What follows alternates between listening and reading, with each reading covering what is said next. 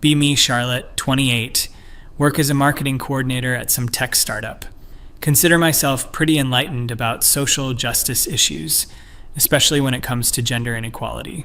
Constantly having to educate people about how women face systemic disadvantages in literally every aspect of society. Dating, career advancement, social interactions, you name it. Coworkers are always rolling their eyes when I bring up these topics, but someone has to speak truth to power. Anyway, last month I'm at happy hour with some colleagues from work. This guy Marcus from engineering starts complaining about how hard dating is for regular guys like him. Claims women have all the power on dating apps and can be super picky. Literally laughing out loud at this ridiculous assertion.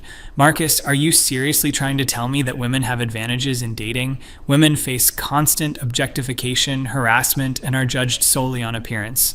He's getting defensive now, typical male fragility. I'm just saying, I send out dozens of messages and barely get any responses. My female friends show me their phones and they have hundreds of matches. Roll my eyes so hard they almost fall out of my head. Those matches are from men who just want to use them for sex. Women have to filter through endless creeps and threats. The quality of attention matters, not quantity. Marcus and a couple other guys are nodding along with his nonsense. Even some of the women at the table seem to think he might have a point. Absolutely infuriating how internalized misogyny works.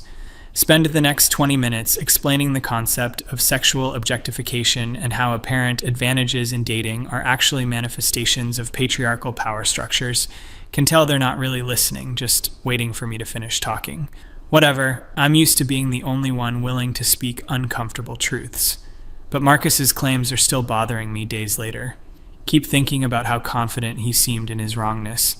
Decide I need to gather some actual data to shut down this kind of thinking once and for all. Going to design a proper experiment to demonstrate how much harder women actually have it in the dating world.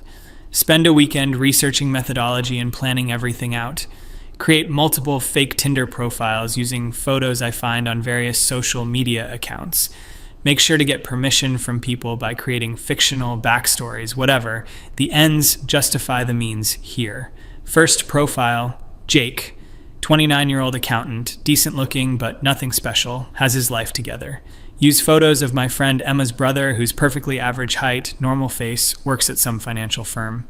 Second profile, Michael. 31-year-old teacher, again completely ordinary appearance, stable career. Find these photos through friends of friends. Guy looks like he shops at Target and drives a Honda Civic. Third profile, David. 27-year-old software developer. Another aggressively mediocre-looking guy with a decent job. These are exactly the type of men Marcus was talking about. Middle class, employed, not ugly, but not particularly attractive either. Then for contrast, I create Amanda. And here's where my experiment gets really interesting. Decide to use photos of this woman I found through a local Facebook group who's literally experiencing homelessness.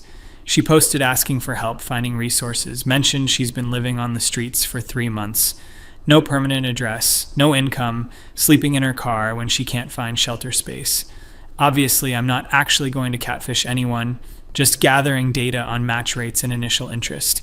Figure this will perfectly demonstrate how even women in extremely disadvantaged positions still have to deal with objectification, while privileged men with stable jobs face real hardship that feminists apparently just ignore.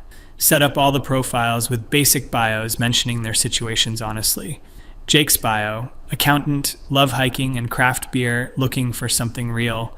Michael's bio, teacher, enjoy reading and cooking, hoping to find my person.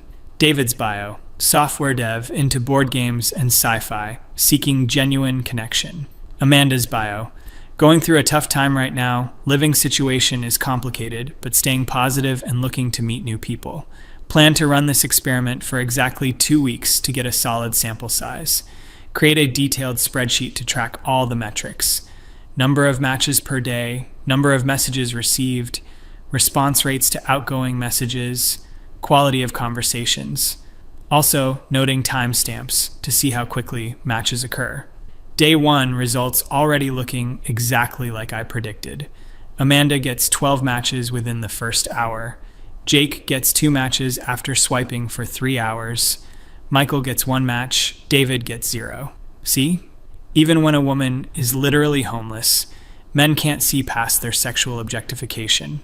Those guys matching with Amanda don't care about her situation, they're just looking at her photos. Meanwhile, these perfectly decent employed men are being ignored despite having their lives together. Wait, that doesn't support my hypothesis the way I thought it would. Whatever, need more data before drawing conclusions. Day 2, Amanda, up to 34 matches, getting constant messages. Guys are actually being really nice to her, several offering to help with her situation. Jake now has 4 matches total, sent 15 messages and got 2 responses. Michael has 3 matches, but no one's messaging him back. David finally got 2 matches, but the conversations died after their first responses. This is weird, but still early in the experiment. Maybe the app's algorithm is just boosting Amanda's profile because it's new. By day 5, the pattern is becoming impossible to ignore. Amanda, 67 matches, at least. 50 meaningful conversations started by matches. Multiple guys offering to help her find housing, job opportunities, even just basic support. Some of the messages are incredibly thoughtful and kind. Jake, 8 matches total, sent 31 messages, got 6 responses, 0 conversations lasting more than 3 exchanges. Michael, 6 matches, even worse response rate to his messages. David, 4 matches, practically radio silence when he tries to start conversations, starting to feel genuinely confused about what this data is showing. Maybe I should adjust my hypothesis slightly. Clearly, the issue is that men are fetishizing Amanda's vulnerability. They're not actually interested in her as a person, just excited by the power dynamic. That's got to be what's happening here. But when I read through the actual messages Amanda's receiving, they seem surprisingly genuine. Lots of guys sharing their own struggles, offering practical help, asking thoughtful questions about her interests and goals. Meanwhile, the few responses Jake and the others get are pretty surface level. Hey and what's up type stuff. Week 1 complete. Amanda has 89 matches and has been asked out by 23 different guys. Several have offered to pay for dates specifically because they understand her financial situation. Jake has 12 matches, been asked out exactly 0 times, had to initiate every conversation. Michael, 9 matches, also 0 date offers, struggling to keep any conversations going. David, 7 matches, same story as the others, starting to feel really uncomfortable about what this data might be suggesting. Maybe there's something wrong with the photos I chose for the guys. Go back and look at them critically. They're actually pretty decent. Jake especially photographs well, good smile, clear photos, looks like someone you'd want to grab coffee with. Meanwhile, Amanda's photos are obviously taken with an older phone, lower quality, and she looks tired and stressed, which makes sense given her situation, but somehow that's not deterring anyone from showing interest. Week 2 begins, and I'm starting to feel sick about continuing this experiment. Results are getting more extreme, not leveling off like I expected. Amanda now has 124 matches, multiple serious dating prospects, guys planning elaborate first dates specifically designed around her circumstances. 1 match offered to pick her up from wherever she's staying and take her somewhere nice. Another guy spent an hour crafting a message about his own experience with housing instability and how he'd love to support her. Actually had to stop reading some of these messages because they were making me emotional. Meanwhile, Jake sent 67 messages over 2 weeks and had 11 total responses. Of those responses, exactly 0 led to actual dates being planned. Most conversations just fizzled out after a few polite exchanges. Michael and David's numbers are even worse. They're basically shouting into the void. Final day of the experiment, and I'm just staring at my spreadsheet in complete shock. Amanda, 156 total matches, 73 substantive conversations, 31 date offers, 8 guys specifically interested in serious relationships despite her circumstances. Jake, 15 matches, 4 conversations lasting more than 5 messages, 0 date offers.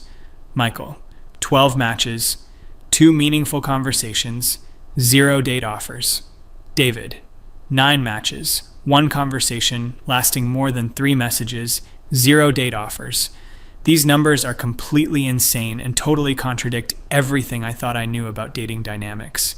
How is it possible that a woman with literally no money, no permanent address, No stability whatsoever is drowning in dating opportunities. While men with steady jobs, decent appearance, and normal lives can barely get anyone to respond to their messages. Spend the next 3 hours just staring at this data, trying to figure out where my analysis went wrong. Maybe the men matching with Amanda are just desperate creeps who think she'll be easy to take advantage of. But reading through the actual conversations, most of these guys seem genuinely caring and respectful. Several explicitly said they're not looking for hookups and want to take things slow given her situation. Multiple matches have professional jobs and seem like exactly the kind of stable partners any woman would want. Meanwhile, Jake, Michael, and David are being completely ignored by women who match with them, even when they send thoughtful, personalized messages referencing things in women's bios. The response rate is abysmal. Start Googling studies about dating app demographics to see if there's some explanation I'm missing. Find article after article confirming that men typically get far fewer matches and responses than women. Studies showing that even conventionally attractive men struggle on these platforms. Data indicating that women can afford to be extremely selective while men have to cast wide nets just to get basic attention. Everything I'm reading directly contradicts the narrative I've been pushing about women having it harder in dating. Feel like my brain is short-circuiting trying to process this information. How did I get this so wrong? Spend the entire weekend going through feminist dating theory trying to find explanations. Maybe this is just dating apps specifically and doesn't reflect real-world dynamics. But Marcus was specifically talking about dating apps when he made his original claim, which means he was actually right? Can't even bring myself to think that fully. Decide I need to talk through this data with someone objective. Call my friend Jessica, who's pretty level-headed about this stuff. Jess, hypothetically, if someone ran an experiment comparing dating app success between different types of profiles, what do you think they'd find? I mean, everyone knows men have it. Rough on dating apps. Even really great guys barely get matches. It's like a completely different experience from what women deal with. Feel my stomach dropping. But women face so much harassment and objectification on these platforms. Yeah, that's definitely true too. But in terms of just getting matches and responses, women have a huge advantage. I thought everyone knew that. Apparently everyone did know that except me. Hang up feeling even more confused and disturbed. How many other things have I been completely wrong about while lecturing people with such confidence? Think back to that conversation with Marcus and realize how dismissive and condescending I was. He was trying to share a genuine frustration, and I basically told him his lived experience was invalid, while being completely uninformed about the actual reality of what he was describing. The worst part is remembering how smug I felt during that conversation, so certain that I understood dating dynamics better than people who were actually experiencing them. Spend Monday morning at work feeling like I'm viewing everything through a completely different lens. Notice Marcus eating lunch alone and actually feel a pang of empathy instead of my usual irritation. Remember him mentioning how isolating dating apps can be when you're constantly being ignored. At the time, I thought he was just whining about not being handed female attention on a silver platter. Now I'm realizing he was describing a genuinely demoralizing experience that I completely failed to understand. Worst part is I could have just listened to him instead of immediately getting defensive. But I was so invested in my worldview where women always have it worse that I couldn't hear what he was actually saying.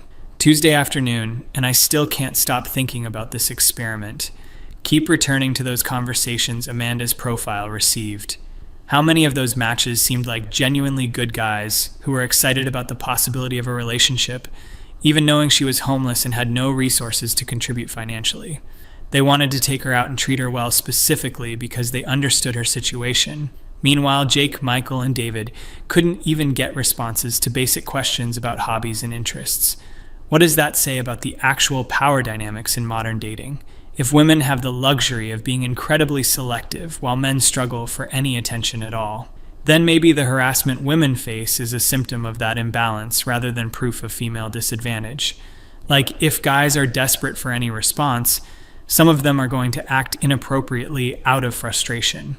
Not excusing that behavior, but it suggests the underlying dynamic is more complicated than I thought. Wednesday evening, and I finally work up the courage to apologize to Marcus. Find him in the break room and ask if we can talk privately. Marcus, I owe you an apology for how I responded to your comments about dating apps last month. He looks genuinely surprised since I've never admitted being wrong about gender issues before. I did some research into online dating statistics and realized I was speaking from ignorance rather than actual data. You were describing a real phenomenon that affects a lot of men, and I dismissed your experience without even trying to understand it. Can see him processing this because it's such a departure from my usual approach to these conversations. Thanks for saying that, Charlotte. I wasn't trying to diminish what women deal with, just sharing my own perspective. I know, and I should have recognized that. I'm realizing I've been pretty closed-minded about certain topics.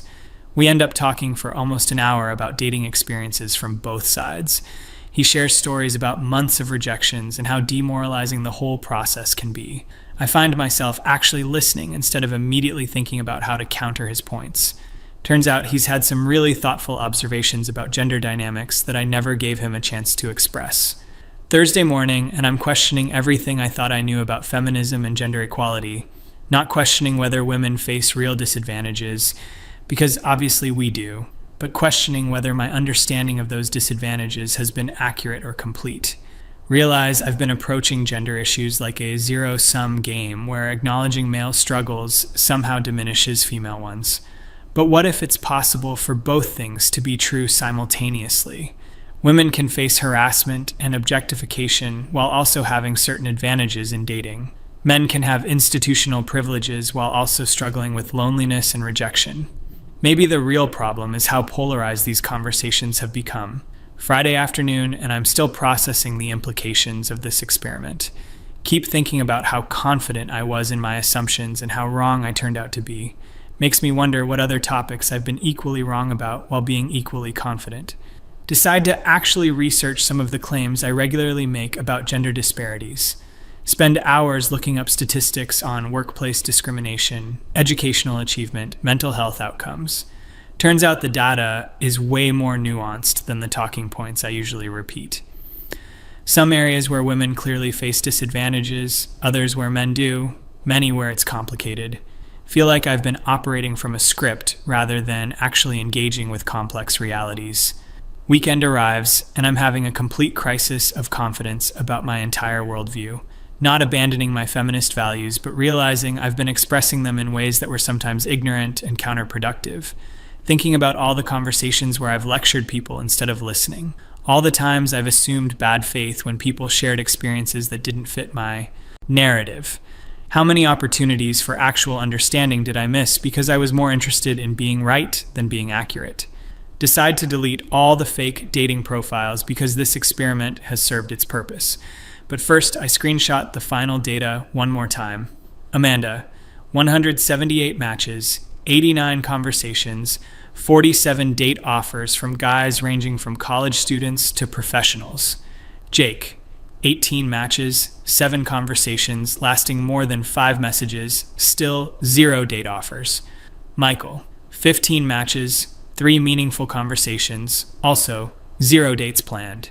David, 11 matches, 2 conversations that went anywhere, same story. These numbers represent a complete demolition of everything I thought I understood about dating and gender dynamics. Feel simultaneously humbled and grateful for this wake-up call. Sunday evening reflection on this whole experience. Realize the most disturbing part wasn't being wrong about the data. It was how aggressively certain I was while being completely uninformed. I built my entire identity around understanding gender issues better than everyone around me.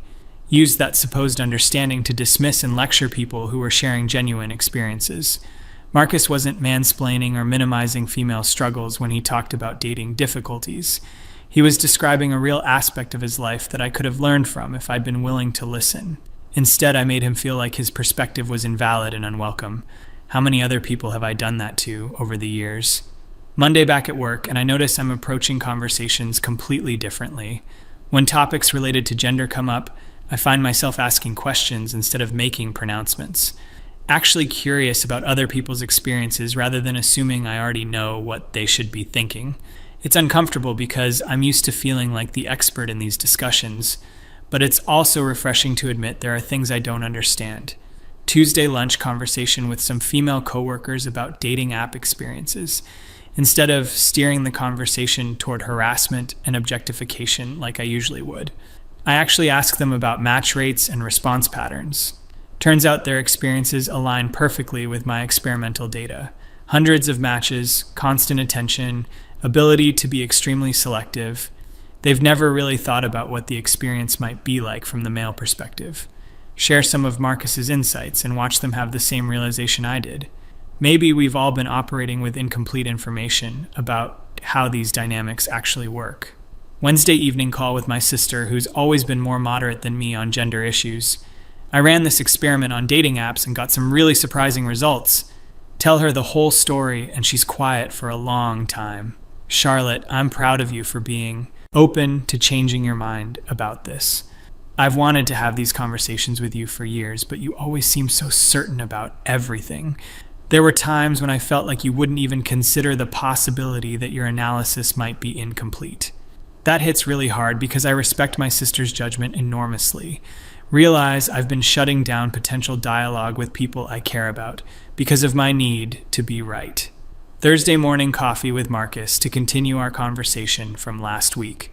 Tell him about the dating app experiment and show him some of the data. His reaction is really interesting, not smug or vindicated, just relieved to have his experience validated. I never wanted to be right about this stuff, Charlotte.